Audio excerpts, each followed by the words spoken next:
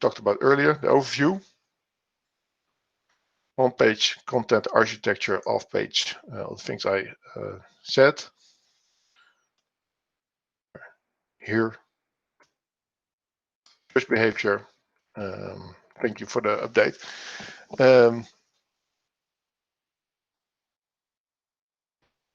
This is desktop queries, so 66% of all search clicks are on organic results. About 4% are on the ads, and about a third are on no-click searches. So people already find the answer, like they do a query like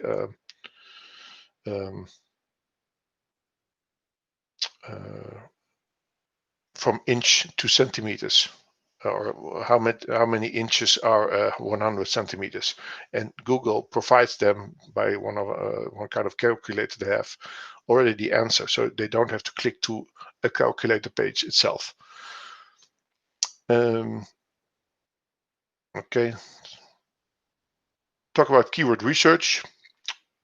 What is keyword research? Collect all the keywords, volumes, and competition search engine users actually use and type to conduct their search and find the information they are looking for. How do you conduct keyword research? Through a couple of tools, free and paid. You collect lists of keywords and you prioritize and bundle the related ones. How should you think? Think about a noun, verb, adjective, adverbs, synonyms, alternatives, related keywords, competitors, custom phase, inspiration, with inspirational content or problem-solving content. Like inspiration is 10 things you can do in Rome, while problem-solving query will be something like a cheap hotel in Rome, if you consider going there. Why do you do competitor research? What's it for? Of course, creating content and content ID generation, optimizing your content, semantic analysis, page element optimization, your title, description, and H1 tags, competitive analysis, monitoring, like, hey, if you have a car insurance website, you want to, and you're competing for the top 4, 5, 6 results, you want to know who ranks also for cheap car insurance, or cheap car insurance in California, for example. Because if you're not watching them, you don't know what your competition is doing. And the latest research since 3 or 4 months, really pushed on LinkedIn now in the online marketing scene, is that there's now a lot of scientific evidence that share of search is actually share of market, because the entire market is actually, or the orientation phase is online happening, as well B2B as well B2C. So share of search is share of market. Of course, customer journey analysis, which keywords do certain users use it at which phase. So research example, car insurance, compare car insurance, take out car insurance, take out cheap car insurance, auto insurance liability, car insurance hull, quickly take out car insurance, online car insurance. And you can imagine that you have a whole list with hundreds of queries or optimizations you could do for the anything related to car insurance. Types of queries, people that want to know things. Example I just mentioned, like how many inches is 100 centimeter, for example, something that you want to know. If you want to go somewhere, like distance between Amsterdam and Haarlem, or tickets from New York to Boston, go do cook create a guacamole without an avocado, whatever, and buying queries. Brand names often, or certain verbs and nouns like buying, request a quote, etc. And this is a picture from Ira. and how different phases of the customer journey, awareness, consideration, decision could actually work out in search queries. For example, someone who's stressed, looking at, well, hey, stress causes symptoms, etc., how to relieve stress, consideration, holiday destinations, or there's a website of 2-week holidays for less than $1,000 US. That could be a query, etc. Well, if they already decided something, they look for a cheap hotel in Rome, or hotel in Rome near the Colosseum, etc. Other queries. Depending on the query, it says something where people are in their customer journey, and so you also have to offer different kinds of content. And what kind of content? We talked about it in the content session. Here, in a different way, the repeat of that content session: problem, opportunity terms, troubleshoot, how to, resolve risks, upgrade, improve, optimize, consideration, suppliers of compliance software, tools that help you managing compliant global compliance issues or whatever. Comparisons, or compare electricity prices, etc. Here are some tools. Google Search Console, we're going to talk about it. It's free. Google Keyword Planner is free. That is, you need to set up an AdWords account, but you don't need to advertise actually. But the tool is only after you have created an AdWords account or a Google Ads account. Google Trends you can use. It's a free tool. And most used in the professional SEO community are SEMrush, Moz, Keyword Explorer, and Ahrefs. SEMrush and Ahrefs are more or less quite expensive, depending on how much traffic you're getting, but they are the best actually.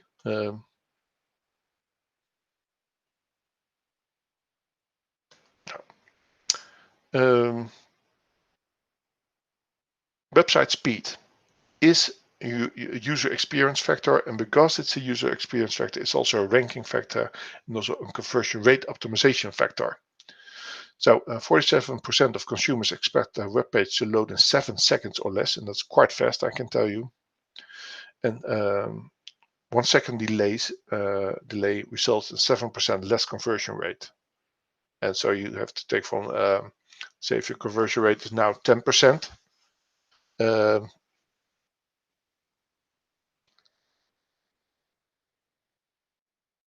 so it will be 10.07% or 10.7% once you get it, but it's almost close to 1%. So, well, you understand, it's 7% of a percentage. Well, there's a whole article link here in what the impact is of a slow website. But if you have a lot of traffic and you have a lead process going, then this makes a big difference. And also website, if you're in the B2C market, it's even more important because people are more sensitive on their smartphone for speed than they are on the desktop. Free links here where you can test your website speed for free. And you all give a little bit the same result, but also something different. And GT metrics and web page test give also more stats than Google Page Speed Insights. But they're all free, comparable, and you should try all three, I think.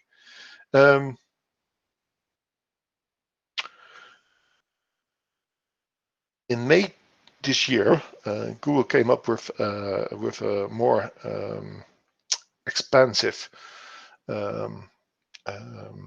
say layout of the UX measures. They called LCP, FIT, and CLS.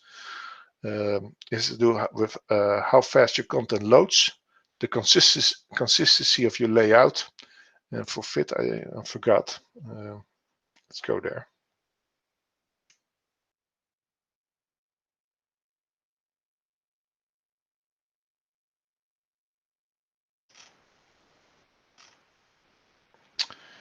Yeah, I will zoom in a little. So this is straight from Google. They call it the core web vitals. The largest contentful pane. So actually, when does a user, the loading of your website doesn't need to be finished. Some scripts can be loading, or pixels, advertising pixels, for example. But the user should already be starting consuming your content. Interactivity, first input delay is, can they already interact with the website? If it's calculator or click on a deep link, etc. And visual stability is the actually interaction design of all your pages a little bit the same, or a little bit mostly the same, or do you change the layout of every website, every web page on your website? So consistency is also an important ranking factor. And before that, I believe now 4 or 5 years ago, Google rolled out, because they thought the internet community was quite slow, with accelerated mobile pages. This is a thin load of your own website. Thin, I mean advertising scripts and all kinds of tools get not loaded, not shown to the user. And because it's so thin content, only straight HTML, images, and some text and your logo, it makes it really fast. So it's a possibility. If you have a WordPress website, you can just implement a plugin for it, and it's up and running. Trust and security is quite a big issue for Google. Just to make it simple, do everything a stock listed company would do with their brand assets. So make for sure you have an SSL safeguard. Check if you have DNSSEC on your domain. You can go to a Dutch website called internet.nl, but it is in English. And if you put in your domain name or your email address there, you will get a really great feedback loop on how secure your assets are actually from technical perspective. With a reverse IP check, you can check if you're with a hosting party, and most of you are, what other websites are hosted on that server. If you don't have a dedicated unique IP address, you will have a shared server. Make sure your domain name is on your company's name. Google does check that. Use all same addresses everywhere on the internet. And if you ever move, make sure everything gets changed. So hire an intern to do the dirty work, but make it consistent everywhere. It's really a matter of trust. Of course, link all your social media assets to your domain name. A normal, really serious company has that. What is macrodata? Other people talk about schema, and other people talk about snippets. What it is, it's a way to tell the spiders of the search engines in a machine-readable way what your page is about, to give it the main metadata points in a machine-readable way. I will just show you an example, but this is on the right here. Is you see how different kind of markups get shown in Google search results. For example, if you have a lot of reviews, it gets shown in the search result pages, and actually this increases your CTR a lot. If you have a product marked up, you see the price and availability and other product features. Well, if you have a video markup, it gets shown as a video, and there is far more links to it. For example, if you go to the identity of a person, you have all this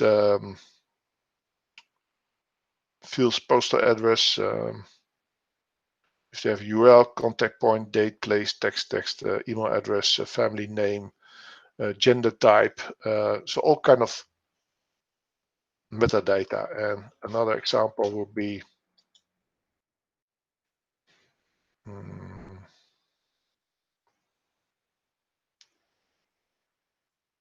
well, for example, a local business.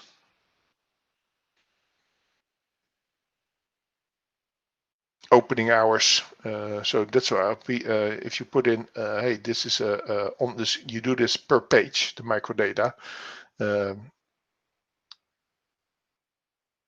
and you have a website or a directory about local business, you would do on all the entries, you would implement this markup. So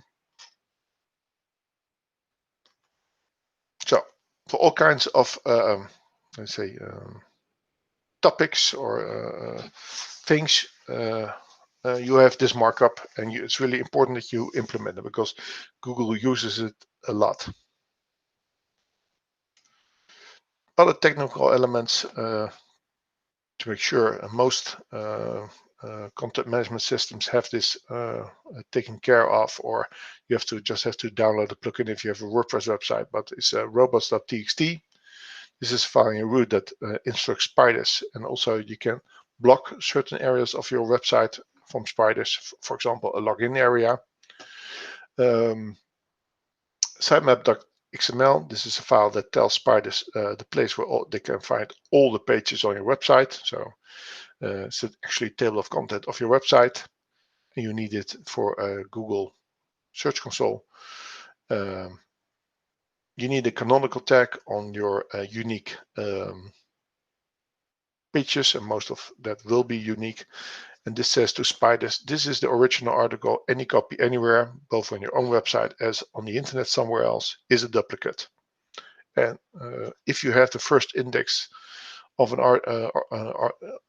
if you have the first indexation of an article, of a piece of content, and you have a canonical tag, and somebody else copies your article 2 days later, they won't get indexed. So this was a duplicate issue prevention. Use of table of contents on your longer web pages. We'll get to that, how long your web pages should be. But most of that time, if you reach that length, you should use a table of content. And because of all the anchors that are in the table of content, so people can jump straight to the article they're looking. And this really also helps you with the deep links in Google. Google shows them your website, but also some deep links. So people can go straight to that paragraph on your webpage. They don't have to scroll all the way down. Use the header hierarchy, header 1. You only use that once on your page, so make sure that you don't have two H1s on your webpage. H2, H3, H4, and further, you can further down to how deep you want, but think of scientific research like chapter 1, chapter 1.1, chapter 1.1.1, well, like how deep you want to go. Use breadcrumbs if it suits your interaction design, but it's a really nice way for Google to see the hierarchy of your website and set up your Google My Business page. It's free. It's you get your results on Google Maps, and for global companies that is not important, but if somebody looks in your city or in your neighborhood, and in your neighborhood also in your state, you show up on the top of Google Maps. So, for example, lawyer, New York, it would be where to use the keywords. Well, you see here an image from Mangles.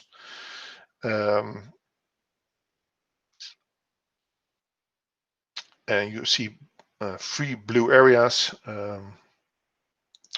The top is actually what you don't see once you're on the web page. But there's actually the 2 most important tags to optimize your content is the title tag and the description tag. And on the page itself, of course, your URL needs the keywords, also your H1 heading, and also in your body, and also if the images and alt texts and the subheadings you use. So if you want to optimize, for example, for a web page for cheap car insurance, the title tag will be something like cheap car insurance. Get it in less than 30 seconds online now. Most important is that you put your main three keywords, cheap car insurance, in the front of your title tag. And the description tag will be something like with comparison.nl, you get a cheap car insurance for every brand of car you want. You can get your quote online and get it fixed within 30 seconds. For example, that will be your description tag. And the URL will be mydomain.com/cheap-car-insurance. Or dash,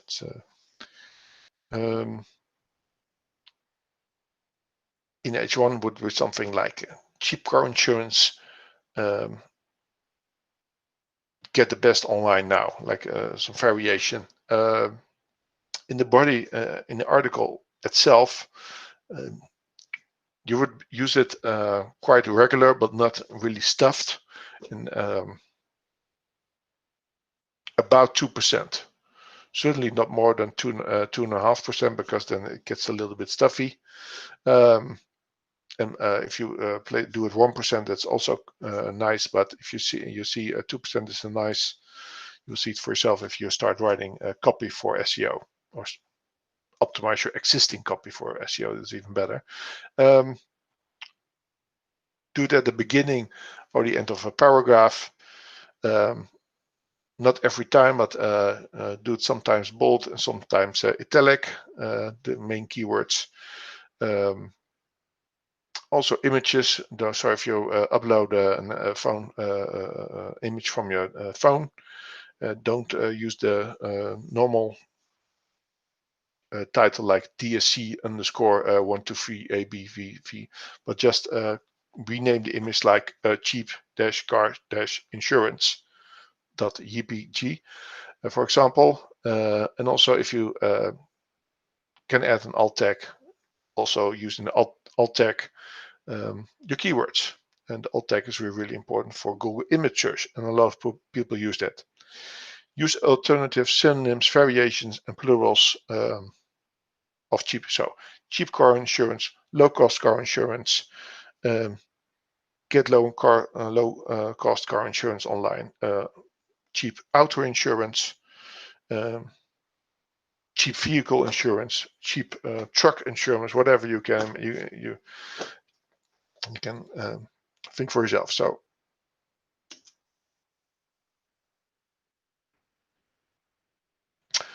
use at least 3 to 5 images in your copy. And if you have a long article, that will be quite few. So at least use some videos in your copy, because Google, it does matter.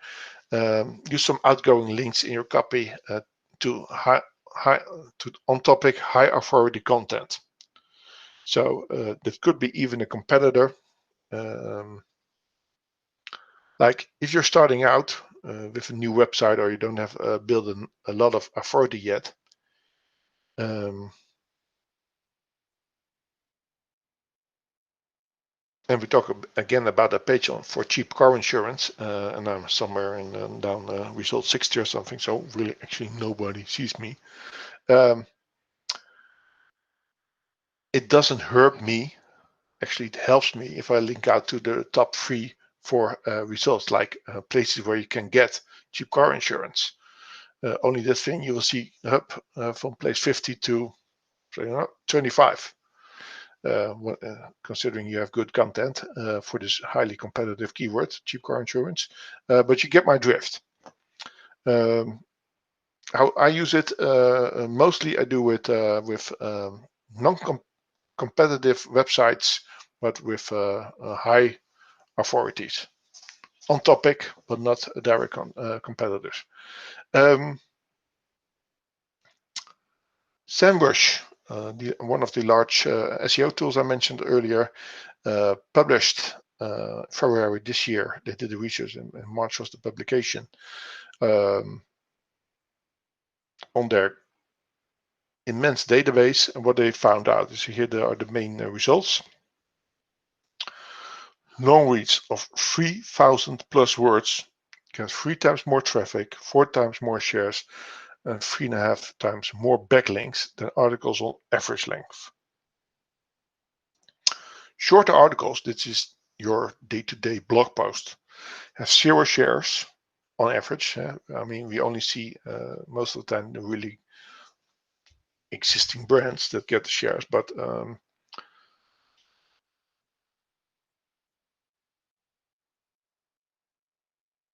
yeah, so articles with long headlines get 2 times more traffic, 2 times more shares. And the shorter headlines, articles with list headlines,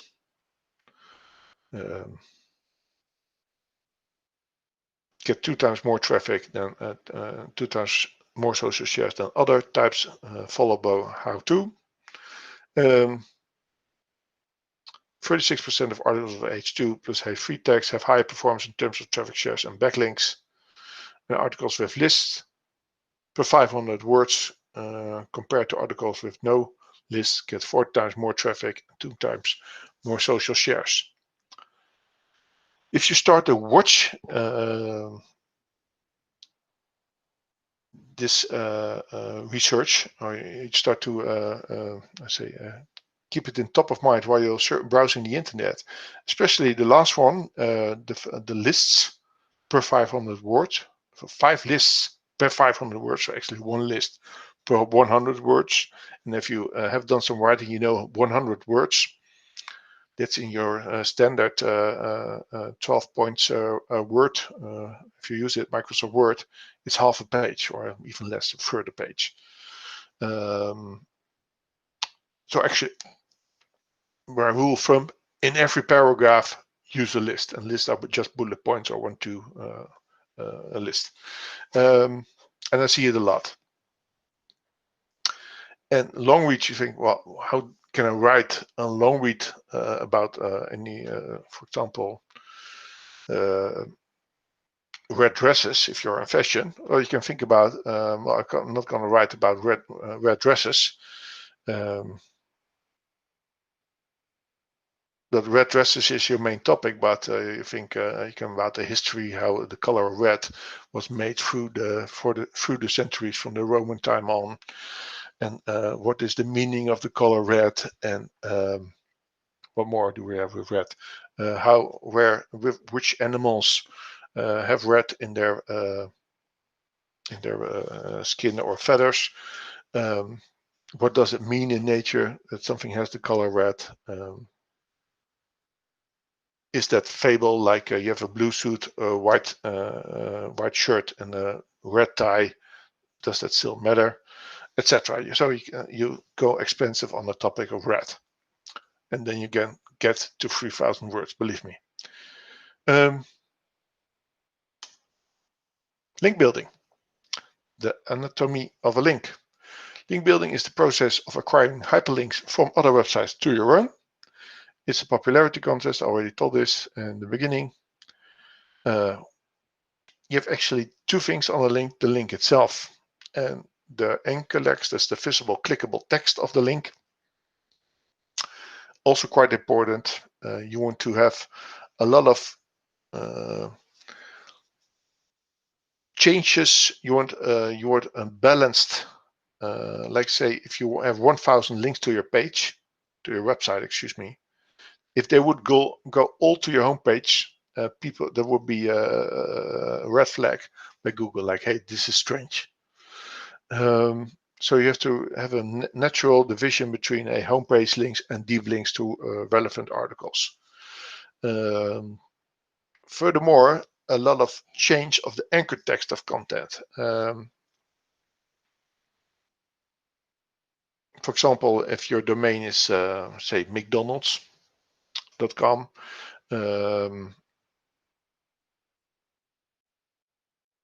and we're just talking about the URLs to the homepage. It could be McDonald's restaurants, McDonald's, Mick space Donald's, McDonald's from Ireland ever, McDonald's Hamburg, all kinds of different anchor text that point out to the same URL.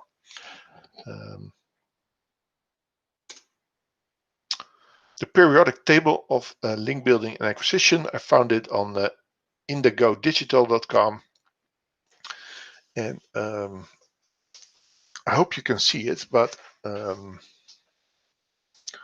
going through this because in a really nice graphical way, this is actually almost everything you can do. In the red on the left above, link building tactics initiated by manual placement of links. Think about directories, forums, news websites, job portals. Example, if you're posting a job, well, you will find the 2 or 3 job boards that are really important for your niche, so where you have to be. But if you're looking for that unique person, and you will put it out more broadly, and the next job boards really don't matter anymore, then you could consider, well, I want to place them on 10 other job boards that job opening, but I'm going to consider from which job boards I'm getting a deep link or a really follow link to my own website, because it helps your authority. Check for broken links both to your own web page as to your competitors' web page. Now, do a lot of internal linking. It's really important. Link bagging. That's for, in general, you should be everywhere where your competitors are. So if there's a list of, say, 10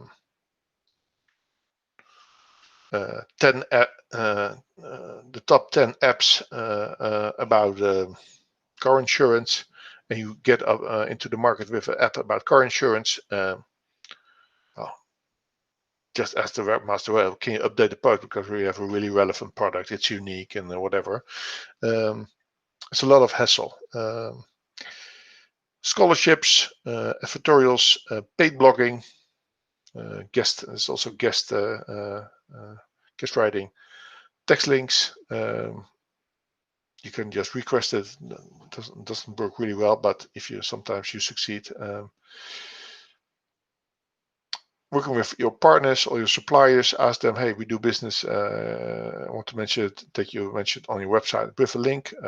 Do non-profit, reach out to bloggers and influencers, do deals with them. Web mentions without a link and citations. You can ask, hey, can you place a link? Would really help me. If you offer a program or entering into contests or awards, etc.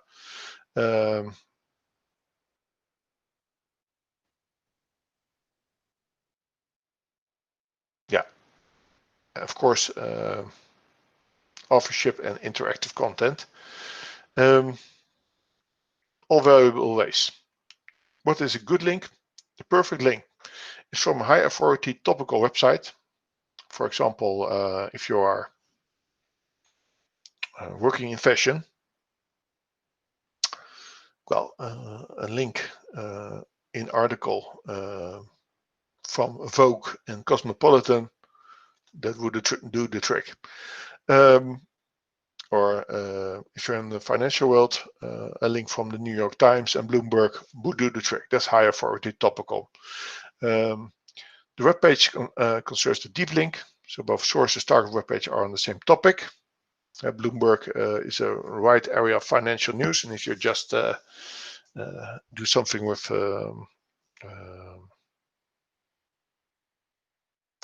regulatory things, you won't also be an article about regulatory things. It is within content, so not somewhere in a footer like this article came with help of the contribution of blah blah blah blah blah, but just in the content. Like, check out this website because they have a really nice calculator and that helps you with, or interactive tools that you can assess your risk online, whatever.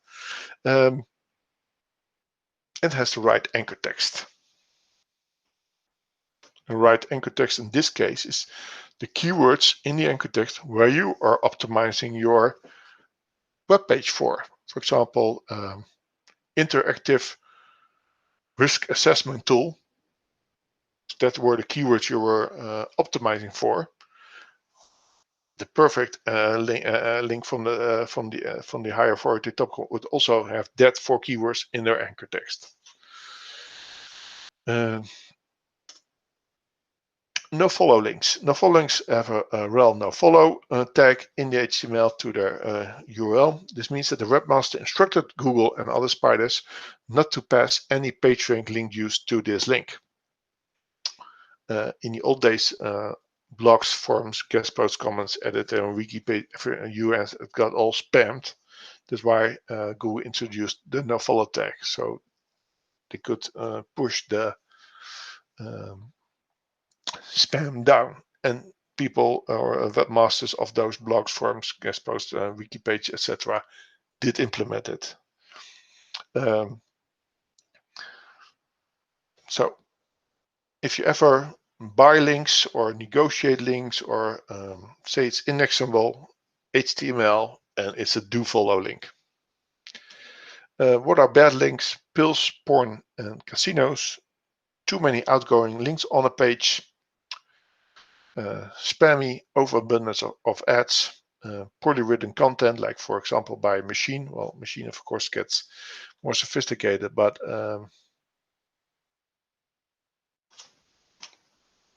Google has an algorithm to tackle that, to see what content is written by a man or not. Unrelated links that are paid for, and they have keywords like our sponsors and all kind of things that relate to hey, this is a financial or an incentive thing. Footer links that are just in the footer but site wide. For example, yeah, just if you negotiate from hey, I want to get a link, and you have a link in the footer site wide, well, that's not a normal link. So be careful with that. And of course, websites which spread viruses or have done so in the past or have a alarm message. So be careful with that. If you have collected bad links accidentally or on purpose in the past, Google has a disavow tool. If you call disavow, you can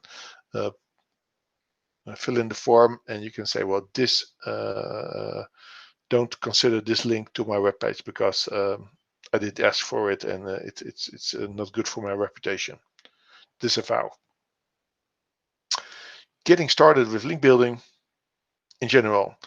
You request a link on every page article where your competitors are. Get into every normal relevant directory like yellow pages, but also on topic for your vertical directories. So normal, good directories that get a lot of visits of their own. Set up social media accounts and start sharing. Comment in your name on blogs on your own name. So like if you would Google Joost Hoogstraat on page 3 and 4 and further, you will see just that I react on my own name on all kinds of websites where I want to be seen in my full name and with a link to my website. Set press releases through news agencies regularly.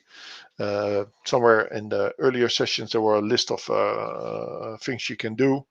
But if you have an app and if you have a roadmap, like every 2 months we're going to have a big feature of this is our roadmap, yes, spread some press releases on, because every time another news outlet will pick it up, and those are all inbound links to your website. And besides the fact that they have an amplification factor, the press releases, the links themselves are also helping you.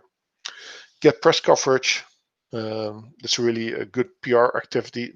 Something else than sending press releases, like really calling out, hey, we have a really nice thing going in here. Is it not interesting for you to write it on because it's a big trend, etc., etc. Become member of business clubs, etc. Join all the awards and contests, whatever you can. All the startup things, all the things in your vertical. Global, whatever, it doesn't make links to your website. This is general, then really content related. Publish excellent link-worthy content. Do it regularly. Once a quarter is also regularly. Like in the resources, there's a SEO blog called the Backlinko. I believe they publish only every 2 months or so. But what they publish is really outstanding content on the topic of SEO. Evergreen content, like don't focus too much unless you are in fashion, but on news, because it's not how do you say, it's very seasonable. Like if you decide to publish like all the mergers and takeovers in your vertical, it's a kind of addiction. Like you have to keep doing it, and after a few weeks it's already faded. Like nobody cares anymore. So evergreen content, calculators, and other interactive tools. For example, somewhere where you put in your own URL and you get something in return, results page, that kind of thing. Do-it-yourself tools. For example, publish regular stats or research or etc. High quality and regular.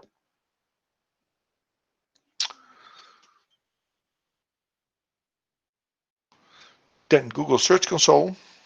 It's a free tool. You need to verify that you are the webmaster. There are, I believe, 4 ways people offer you to do it. The easiest way is to implement the tag on the homepage, but you can also do it with a seed name and some other ways. Upload a file to your server. You need at least one sitemap.xml. You can also have several, one with images, one with web pages, one with products, etc. Doesn't matter. You can submit several sitemaps, but you need at least one. Why would you use Google Search Console? Insights in keyword rankings, click-through rate, views and clicks, SEO stats from Google itself. Insights in inbound links and from who and to which page, link building stats from Google. Insights in indexability and errors found while indexing your website speed, mobile issues, issues about microdata, etc., etc. And access to several tools to support you. And this was about it for today. I'm sticking what time it is. Just to go back to the beginning.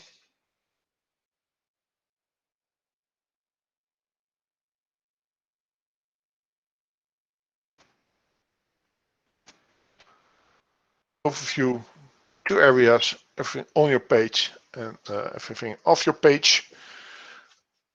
If you have really good content, maybe in the beginning, but the UX factors, like the proof that people really like your content, is really heavy at this moment.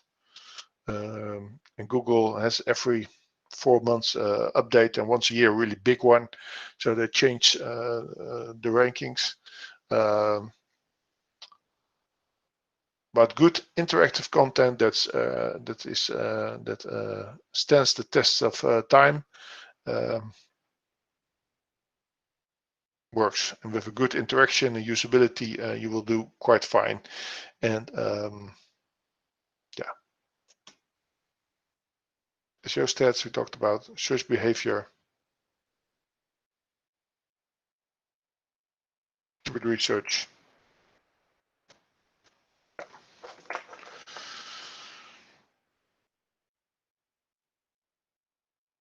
Then a closing remark, that keyword research you will do in the beginning a lot of work in Excel and Google Sheets, whatever tool you use, but you have long lists of data, and it's if you do it for the first or second time, it's quite a lot of work to do it, but search behavior doesn't change a lot